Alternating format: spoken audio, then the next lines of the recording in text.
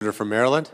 Mr. President, I rise to support the Sanders resolution and to oppose the transfer of over $8 billion of U.S. taxpayer-financed bombs and other offensive weapons to the Netanyahu government as it continues to block all humanitarian aid to civilians in Gaza, which is a clear violation of international and American law, and as it promotes the reprehensible Trump plan to push 2 million Palestinians out of Gaza. Mr. President, there's no doubt that Israel has the right to defend itself. In fact, I would argue the duty to defend itself in the aftermath of the brutal Hamas attack of October 7th, 2023, that murdered over 1,200 individuals and took over 250 hostages. Hamas is a despicable terrorist organization, and there must be no more October 7th. This act of terrorism was the worst act of violence and attack on the Jewish community since the Holocaust, and that pain endures, especially as not all of the hostages have returned. It's been 544 days, and we must bring home every remaining hostage. I have met with their families, both here and in Israel, and their emotional pain and anxiety are unbearable. Israeli and Palestinian families across the region face the reality, the brutal reality of this hostage crisis and the devastation that this war brings every day in Gaza. Yet through his actions, Prime Minister Netanyahu and his extremist right-wing government have made it very clear that ending the fighting and securing the release of the remaining hostages is not their principal objective. It is very well understood in Israel that Netanyahu's priority is not bringing them home. His priority is his own political survival. Like the mother of one of the hostages who was protesting just last week said, quote, "The hostages are held captive by Hamas, and the entire nation of Israel is held captive by Netanyahu." Prime Minister Netanyahu has locked arms with the most extreme elements of his coalition. People like Finance Minister Smotrich and Minister of National Security Ben-Gvir, people who have made their political careers based on inciting hatred against Palestinians, against Arabs, against Muslims, and in Ben-Gvir's case, also associated with groups that espouse the expulsion of Christians. Together, they have readily embraced the twisted, shameful, illegal, and immoral plan advanced by Donald Trump to push 2 million Palestinians out of Gaza. According to Trump, the United States would, and I quote, "take over and own Gaza." And at least initially, he didn't rule out using military force to do that. Netanyahu and the far right in Israel embraced the Trump plan from the start. Prime Minister Netanyahu called it, quote, "remarkable," unquote, and the first good idea he'd heard. On March 30th, he said, "We will implement the Trump plan. This is our strategy." Shortly after the Trump plan was announced, Smotrich called it an excellent idea. And he said, "With God's help, I will work with the Prime Minister and the Cabinet to develop an operational plan to implement this as soon as possible," unquote. Ben-Gvir echoed that support, noting, quote, "We have a huge opportunity, and we must not miss it." Even before October 7th, he said, "I encouraged emigration, and they mocked me. It is time to implement and promote it," unquote. Remember, Ben-Gvir left the cabinet in January because he was opposed to the ceasefire and the return of hostage agreement. Now that Netanyahu has abandoned the ceasefire agreement, Ben-Gvir has returned to the cabinet, again as Minister of National Security. And listen very carefully to what Netanyahu's Minister of Defense, Katz, said recently, and I quote, Gaza residents, this is a final warning. The first Sinwar destroyed Gaza, and the second Sinwar will bring its complete ruin. Soon the evacuation of the population from combat zones will resume, and what follows will be far more severe. You, he said, referring to the civilian residents of Gaza, you will pay the full price. Return the hostages and remove Hamas. The alternative is total devastation. You should listen very carefully to those words, because he is threatening the civilian population of Gaza. That is collective punishment, and that is the Trump-Netanyahu plan. Mr. President, American taxpayers should not be paying for this reprehensible plan. And let me be clear, that's what these bombs and offensive weapons are supporting. It's not about providing for Israel's defense like Iron Dome, which I have and will continue to support. Instead, these offensive weapons are furthering the extremist goals of Donald Trump and Netanyahu. It surely is not America first to use billions of dollars of American taxpayer money to pay for bombs and other weapons to facilitate such a grotesque, illegal, and immoral plan. You know, it's often said that Israel and the United States have a set of shared values that bind us together. Those values have included a belief in democracy, a respect for the rule of law, support for freedom, and universal political rights. I believe those remain the shared values between the people of the United States and the people of Israel. But that cannot be said of either Donald Trump or Netanyahu. They have zero respect for those values. They have a different worldview. They both see themselves as above the law. Trump and Netanyahu have both demonstrated an utter contempt for an independent judiciary. Here at home, Donald Trump is calling for the impeachment of judges that uphold the rule of law and illegally bullying law firms and institutions that don't bend to his will. In Israel, Netanyahu and his right-wing government just implemented changes to weaken the independence of the judiciary. And when Trump called for impeaching judges here, this is what Netanyahu said, and I quote, "In America and in Israel, when a strong right-wing leader wins an election, the leftist deep state weaponizes the justice system to thwart the people's will. They won't win in either place. We stand strong together," he and Donald Trump. Both Trump and Netanyahu have also worked to replace people of independence and integrity with political puppets. Netanyahu is in the process of trying to fire the head of Shin Bet, Ronan Bar, while he was presiding over an investigation into potential financial ties between Netanyahu's office and Qatar.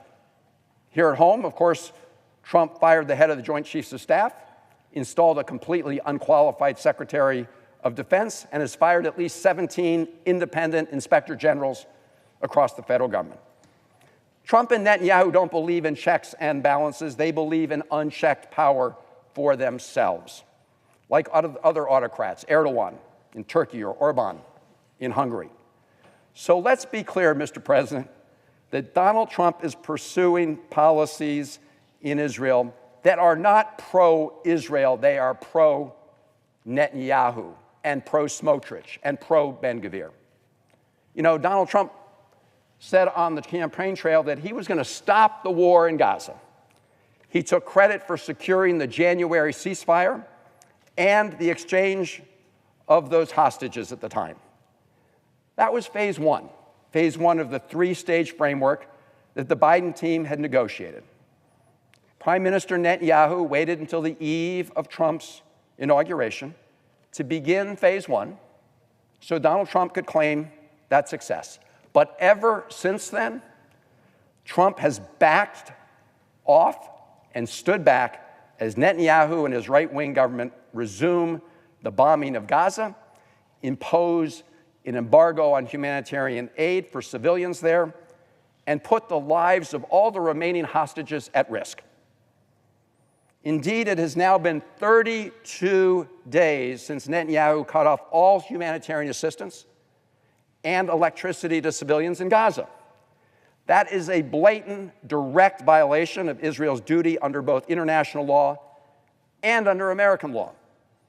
Indeed, Section 620I of the U.S. Foreign Assistance Act, also known as the Humanitarian Aid Corridor Act, prohibits the transfer of any offensive weapons by the United States to any country that fails to, and I quote, facilitate and not arbitrarily deny, restrict, or otherwise impede, directly or indirectly, the transport or delivery of U.S. humanitarian assistance, unquote. Well, for 32 days, we've seen a blockade on humanitarian assistance. It's also a violation of the assurances the Netanyahu government gave the United States just last year, which I actually witnessed the signatures, where it said that it would facilitate the delivery of U.S.-supported humanitarian aid in Gaza. So the Netanyahu government is flouting those commitments. Just this week, the United Nations World Food Program, WFP, said that all 25 of its bakeries had been shuttered in Gaza. And meanwhile, the Trump administration says nothing and does nothing. What happened to the man who pledged to bring peace to the Middle East? After cutting off humanitarian aid, the Netanyahu government resumed its bombing campaign in Gaza and unleashed strikes where the initial one killed 430 people in one of the most lethal days of the entire war. Here is the headline of a March 27th story in the Israeli newspaper Haaretz. And I quote, "In one of the Gaza war's most horrifying nights, the Israeli army killed nearly 300 women and children." A surgeon from the United Kingdom who was on the ground said, quote, "What stunned doctors was the number of children, just child after child, young patient after young patient," unquote. We all know that Hamas has no regard for Palestinian civilians and puts civilians in danger, but that does not absolve the Netanyahu government of the duty to reduce civilian harm, and it's violating that duty. Indeed, as I read, the Minister of Defense has said there will be, quote, total destruction. The death toll in Gaza has now surpassed 50,000, and more than half of those killed are women and children. Palestinian civilians, many of them who recently put themselves at great risk to protest against Hamas, are trapped. The recent Netanyahu bombing campaign has also taken a severe toll on medical and first aid workers inside Gaza. As the newspaper Haaretz and others have reported, 15 Palestinian paramedics, including a UN worker, were killed as they traveled in their ambulance within the last 2 weeks. Jonathan Whithall, the head of OCHA, said the aid workers had been killed, quote, one by one, unquote, and that the IDF bulldozers then buried them and the ambulances in the sand. To date, over 400 aid workers have been killed since the war started. Following the deaths of the 7 World Central Kitchen aid workers almost a year ago, Netanyahu's government said that they would improve efforts to protect aid workers. But those promises have been forgotten.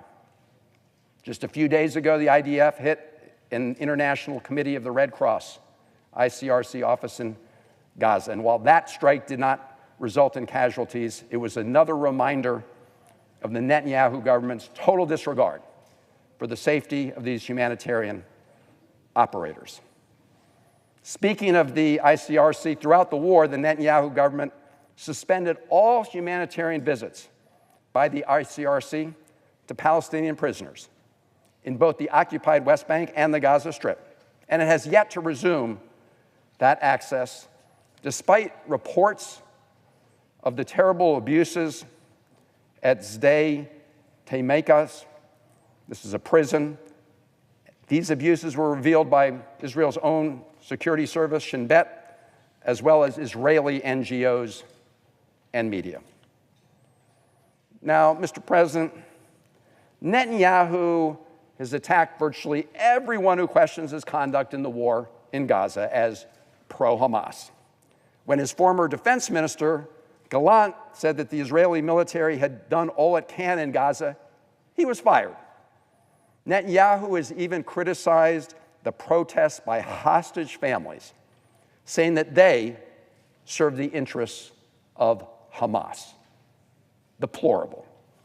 And the Netanyahu government has tried to punish and sanction Israeli newspapers, specifically Haaretz, which I've been quoting from, for reporting the facts about what's happening in Gaza. In fact, Netanyahu's communications minister suggested that the law enforcement in Israel should go after them for, quote, dangerous incitement by the newspaper, unquote. As if people cannot be horrified about what happened on October 7th, care about the terrible plight of hostages, and care about Palestinian civilians without being pro-Hamas. Of course, claiming that newspapers and his political opponents are aiding and abetting Hamas is a convenient and deeply dishonest rhetorical tactic. It is the same kind of tactic that Trump uses here at home, threatening and sanctioning newspapers who report inconvenient facts. Mr. President, as we consider how Trump and Netanyahu are pushing forward their plan in Gaza, we should also pay close attention to what is unfolding on the West Bank, where extremist settlers have been fueling violence and destruction. The Biden administration had put in place an executive order that sanctioned anybody destabilizing the West Bank.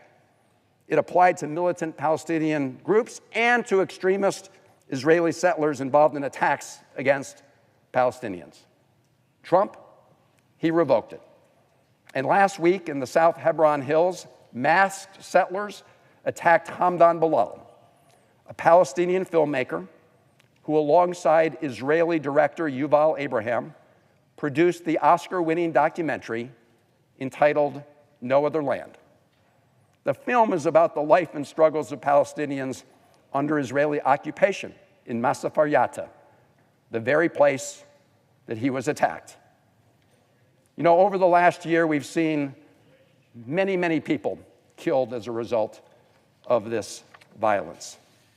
You know, if you listen to President Trump's nominee to be our ambassador to Israel, Mike Huckabee, you would think that the expulsion of Palestinians from their land and Israel's occupation is not a problem. When asked during his nomination hearing what would happen if Israel annexed the West Bank, whether Palestinians would have equal rights as Israeli Jews in the West Bank, he couldn't say. He just said, well, Palestinians would have some opportunities. Mr. President, let's step back and take stock of where all of this leaves us. As I said at the start, Israel has a right to defend itself. Of course it does. And the United States will always stand with Israel's right to do so. And the United States has consistently provided Israel with the weapons it needs to defend itself against its many enemies, including Iran, Hezbollah, Hamas, the Houthis.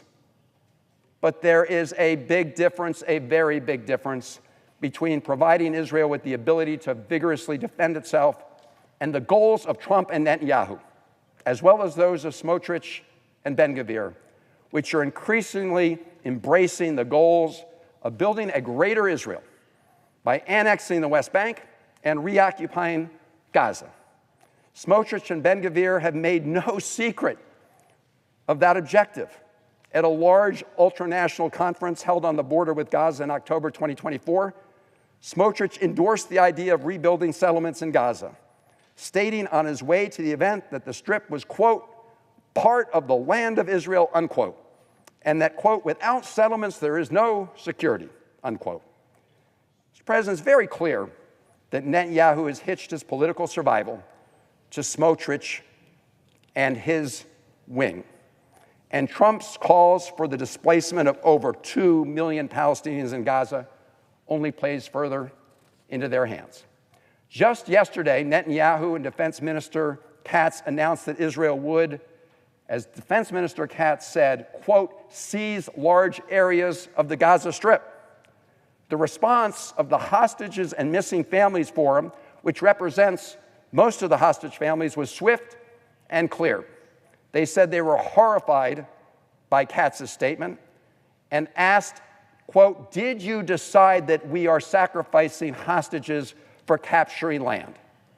Instead of getting hostages out in a deal and ending the war, Israel's government is sending more soldiers to Gaza to fight in the same places that they already fought over and over again, unquote.